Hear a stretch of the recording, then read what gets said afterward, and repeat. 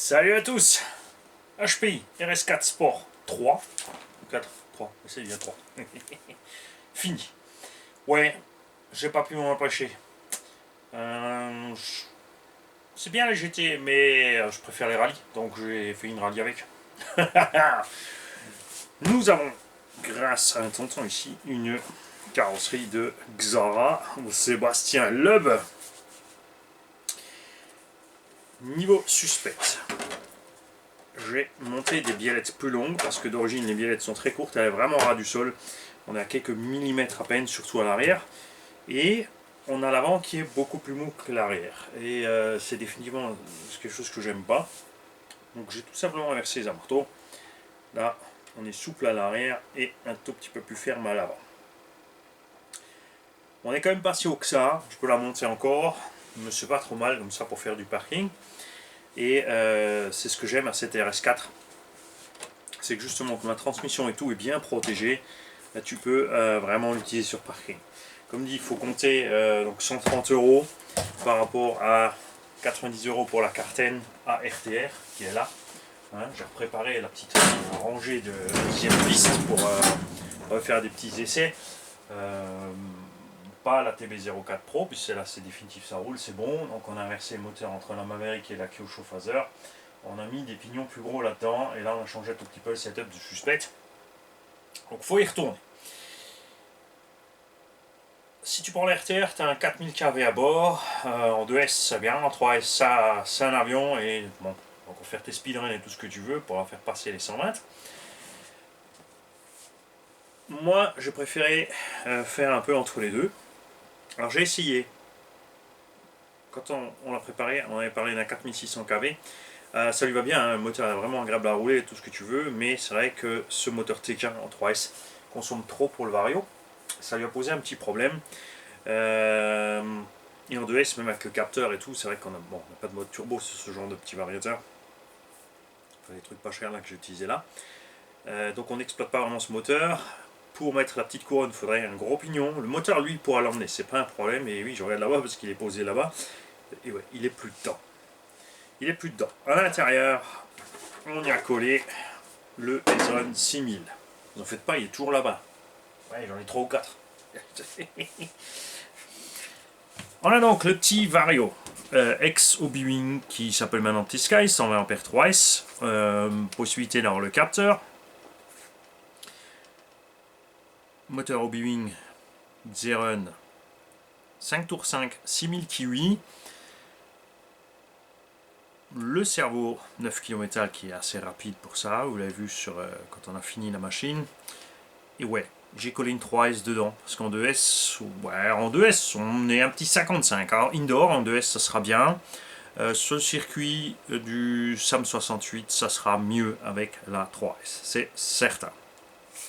On a mis par contre un tout petit pignon de 25, hein, pour que le moteur soit vraiment tranquillou. On force pas du tout.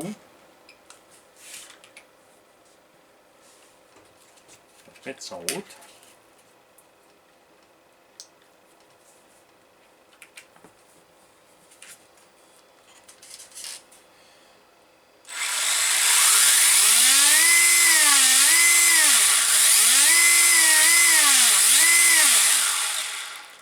J'ai mis le timing à 0. Donc ça ne sera pas exagéré. Je peux grimper évidemment le timing. J'ai fait l'essai de timing à fond. Là ça pousse un petit peu. Pourra largement emmener un pignon plus gros même en 3S, mais on voit une fois comment c'est cool pour voir ce qui se passe niveau chauffe moteur et vario.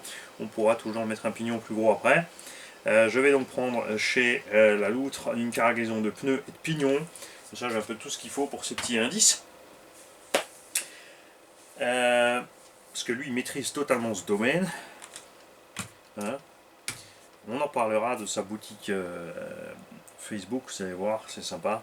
C'est un pro de la piste indice, donc pour tous ceux qui aiment la piste indice, il n'y a pas besoin de tortiller longtemps pour chercher où, comment, quoi. Il sait de quoi il cause. Le Gonz quand même. Si on a le temps, si on a la chance, on sera avec lui en même temps sur le circuit et il pourra nous faire un petit post sur les réglages de base des indices, tout ce qui est DTM, etc. au point de gare, enfin tout ce qu'il maîtrise.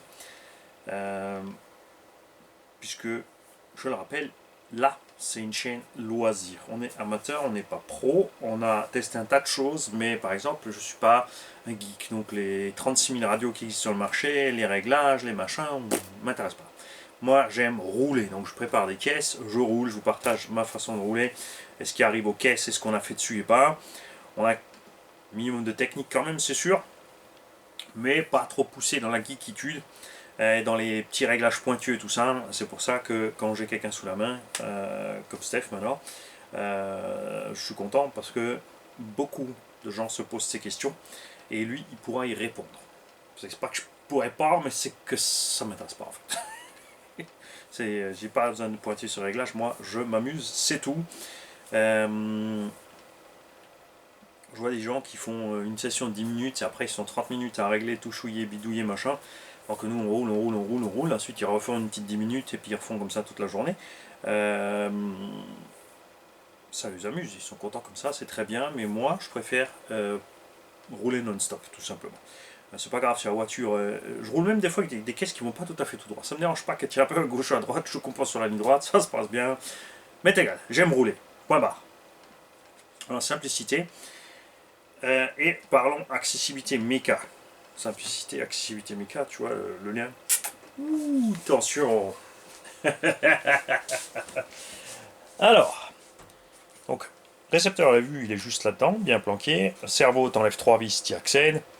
Variateur, on en a parlé aussi, je préfère les pattes de fixation que les trucs collés qu'il faut toujours décoller et recoller. Moteur, t'as 2 vis ici, tu peux le retirer. Accès couronne pignon pour faire l'entre-dents, une petite vis ici, ça va super bien. Et comment on accède à la transmission là-dessus? Ben, super facile aussi.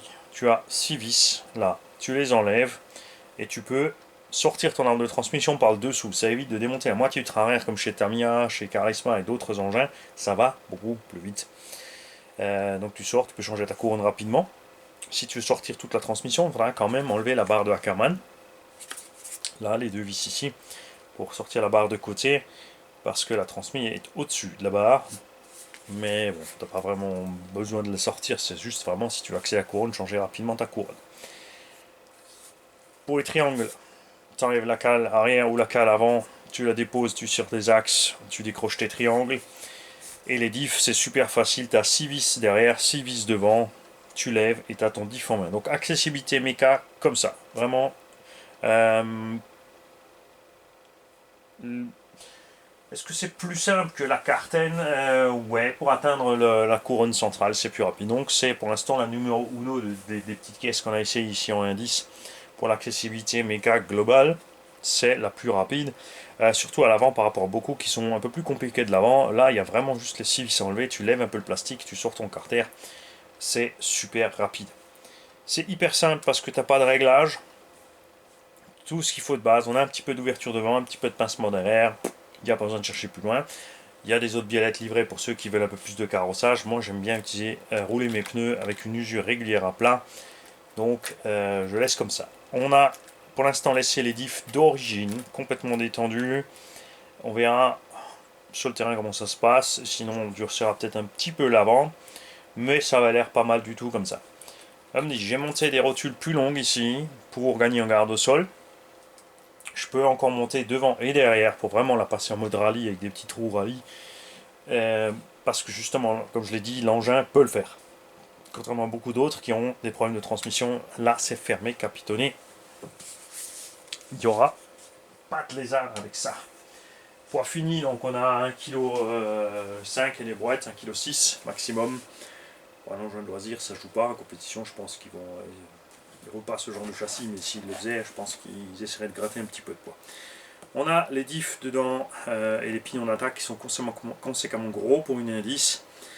C'est le même matos qu'ils ont utilisé dans certaines plateformes à eux chez HPI plus grandes, et là-bas c'est le mauvais choix hein, évidemment, parce que tu dépasses 2,5 kg sur cette transmission, ça va pas. Par contre là, dans le poids de l'indice, toi dans le nez, main dans les poches, ça se passe bien. Et là je sais qu'on a tonton du Vivier qui est en train de faire des bonds sur son fauteuil. Parce que c'est la Xara. Ah, il est vilain, Mani. Hein. Salut à tous. On revoit cette caisse sur la piste.